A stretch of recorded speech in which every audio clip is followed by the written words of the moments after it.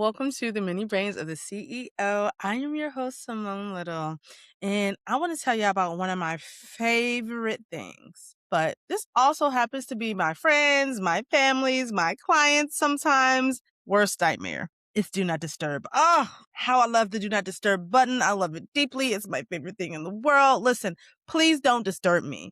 Don't disturb me for text messages. Don't disturb me for Slack messages. Don't disturb me from emails. Don't disturb me from social media. Don't disturb me from project management tools. Please don't disturb me. Everything's on silent. I don't want to see any notifications at all ever. If I hear a ping, I might just go crazy. I might just go mad. Every group chat muted, okay? Because y'all doing the most anyway. And I'm part of the problem, yes, but only when I want to be. So please don't disturb me. Listen, you got to press that button, notify anyway, every single time if you truly want my attention. Because otherwise, I'm going to see it when I see it, okay? I'm going to see it when I see it. The pinging is constant, is distracting, and it'll cause a meltdown. And this is important for this episode because we are talking about why does everything feel so urgent all the time? And I know you said that to yourself. My God, what's going on? Everything feels urgent. Everybody needs something from me and they need it now. Like I'm losing my freaking mind. And Do Not Disturb was the start of me figuring out how to not lose my mind in everybody else's urgency. Okay. So after I shut down my virtual assistant business, and if you need more context on that, go to episode 1. I also deleted Instagram completely from my phone. I was like, enough is enough. I'm done. I need a break. And I was so surprised about how calm I felt making that move. And I realized it was because there was no pings, dings, and all of that. So when I did eventually re-download the app, I made sure that I muted all notifications. And then every single thing else followed after that when I realized that the notifications were too much for me to handle.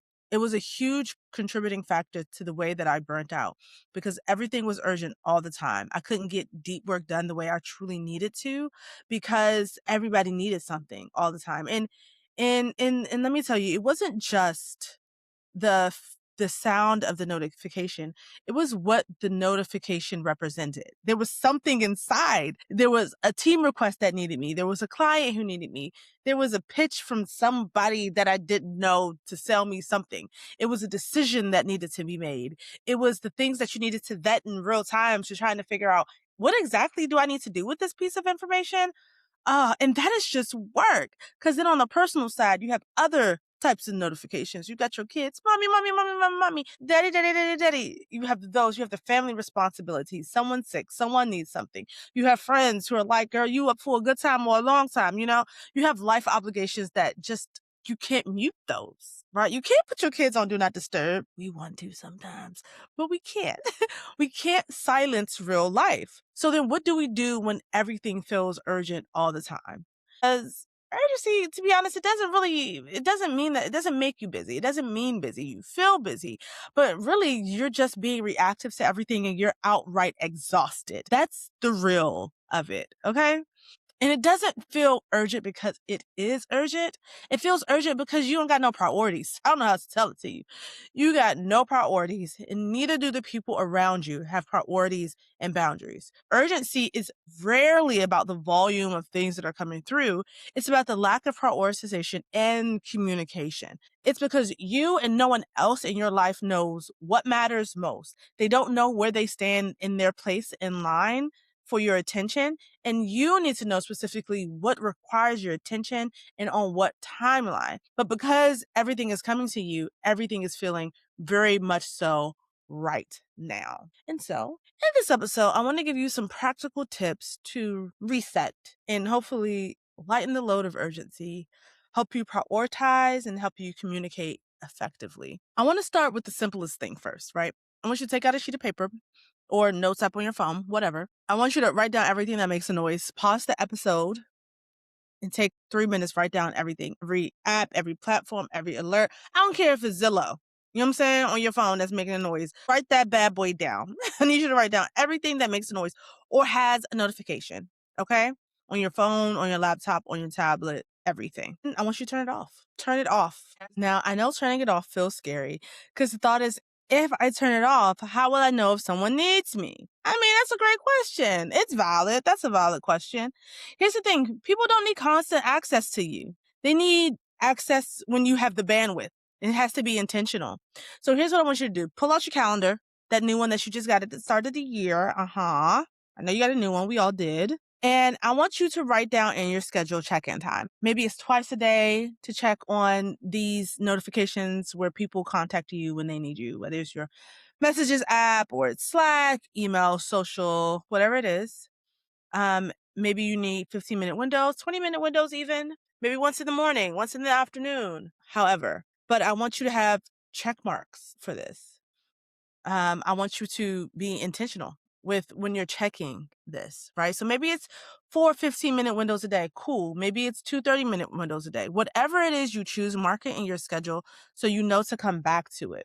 Okay? And this way you've given yourself protected time for deep work. And then that sense of urgency decreases because there are no interruptions reminding you that everything is urgent.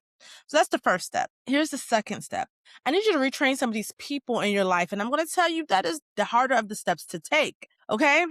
Retraining people ain't always easy, but this includes clients, family members, friends, team members. We got to retrain all of them. Let's start with the easy first, right? Your team members, right? And so you let them know, like, hey guys, at the beginning of the day, I'm going to be checking on my messages. If you need something, that is the time to get it. Otherwise, I will be in deep work. And I can check and I can direct, right? So you let them know, hey, it's going to be every couple hours I'm checking. So you need to let me know now at the beginning of each day if you need anything. Let them know what your schedule for check-ins are, right? So they know when to expect a response. And it's time to reset clients' expectations as well. Maybe they're used to you being there all the time at every whim. They email you and you write back emailing them. Well, you train them that you respond immediately. That was your training. That's what they've come to know. And so now it's your responsibility to retrain them. Okay. So sending out some type of email, letting them know like, hey, thank you so much. I appreciate you. Gratitude, gratitude, gratitude. Just to let you know, we are focusing on working on projects and getting them done in a clean way, blah, blah, blah, blah, blah. And because of that deep work, we will be answering emails within 6 business hours from when they are sent to us, according to its urgency and its prioritization, etc. Something like that, right? Let the clients know. And stop telling them that you'll get right back to them the same day. Say, yes, I'll have this to you tomorrow. Yes, I'll respond tomorrow. Yes, I'm looking into this. Expect a deeper response tomorrow, not today. Expect a deeper response by the end of the week, not today. You gotta start giving yourself more time because you're doing, you're piling things up on your plate right here, right now. I hate that for you. And now we get to the friends and family members. And you're like, nah, what am I supposed to do when they keep calling me? They keep texting me. And I don't answer the text, so they calling me. And now they FaceTiming me. First of all, again, your phone should be on Do Not Disturb. But outside of that, here's my favorite thing to do. Hands down, my favorite thing to do. When someone's calling me and I'm in the middle of something, I pick up the phone and I hit them with the, hey, what's up? Is everything okay? They're like, yeah, girl, everything's fine. You good? Yeah, I'm sorry. I'm just in the middle of something. You need something? I'm so sorry. I didn't know. Are you good? Yeah, I'm good. It's fine, girl. Just call me back. Now, am I always that busy? Sure. Sure I am. Or if that is too uncomfortable, because I mean, the direct approach is real. Hey, listen, I'm busy. I'll call you back.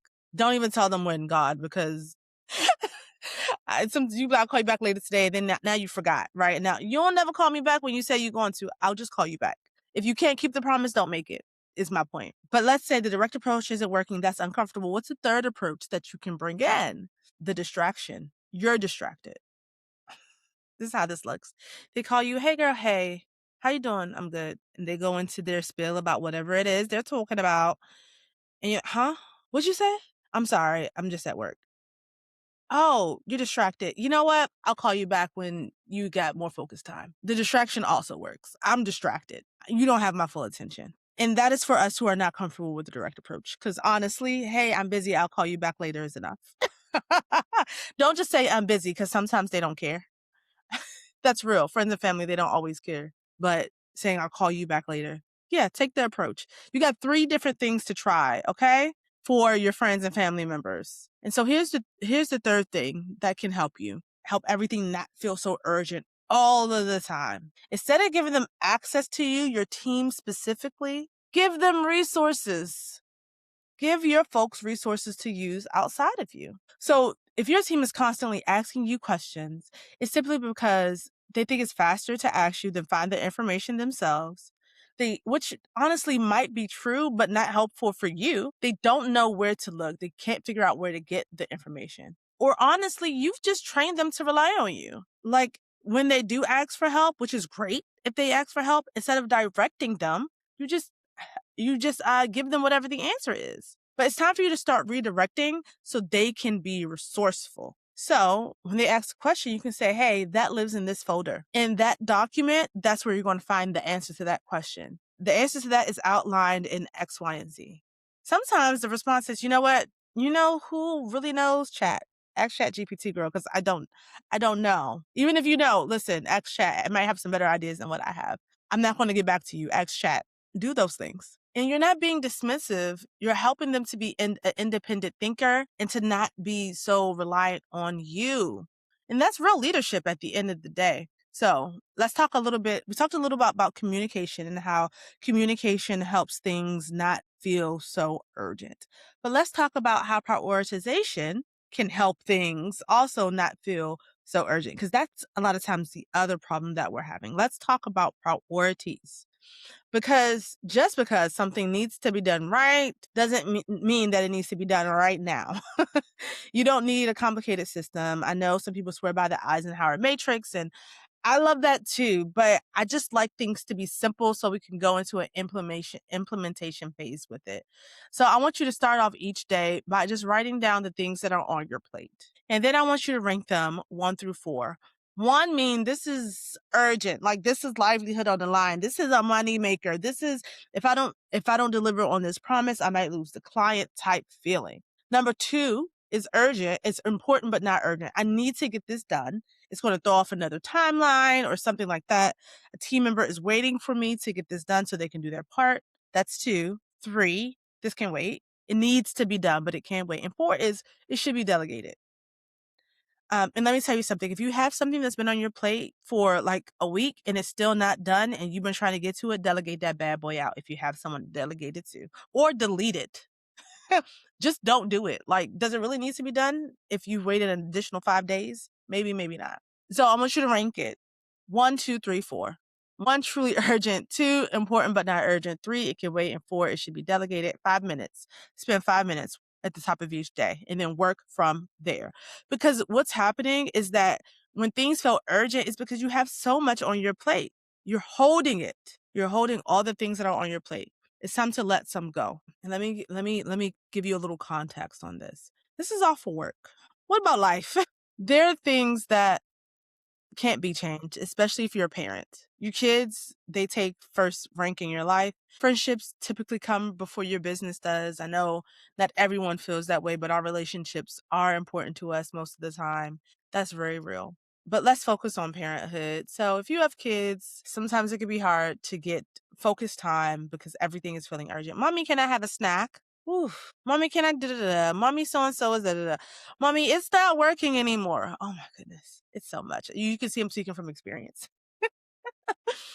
But I do a couple of things to help me minimize the urgency of child request when I need to get things done. So I really work hard to optimize distraction-free windows of time.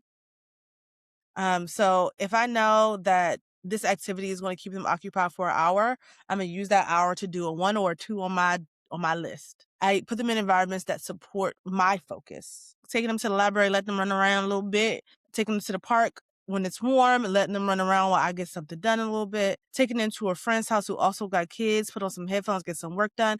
Things that can support my focus. And really just planning ahead where I can. Sometimes I'm great at this. Sometimes I suck. Right now, I'm not like the greatest because I forgot when winter break was, but I'm really prepared for spring and summer.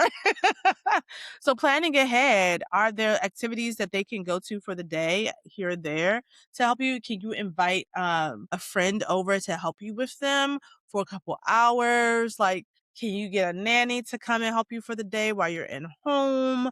What are your resources, right? It doesn't need to be perfect. It just needs to be planned. Okay. So when everything feels urgent, it's typically because things aren't prioritized and there's some communication improvements that you need. But what it doesn't mean is that you're bad at business. You just need some support and some clarity when it comes to your leadership.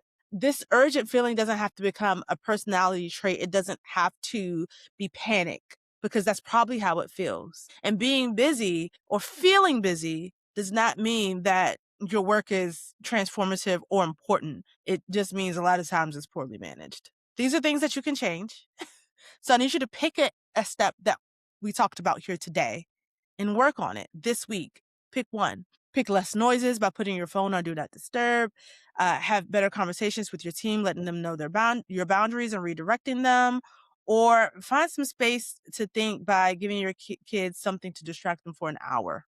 This is how things start to become less urgent or feel less urgent in your life. So I want to know what you picked to do and how it's going to help you. Please send me a DM on Instagram at the Simone Little. And if you're looking to work with my agency and to understand how to improve your leadership skills, go to chiefalignmentagency.com and I'd be happy to work with you one-on-one. Okay, that's all it for today's episode. I'll see you on the next episode of the Mini Brains of the CEO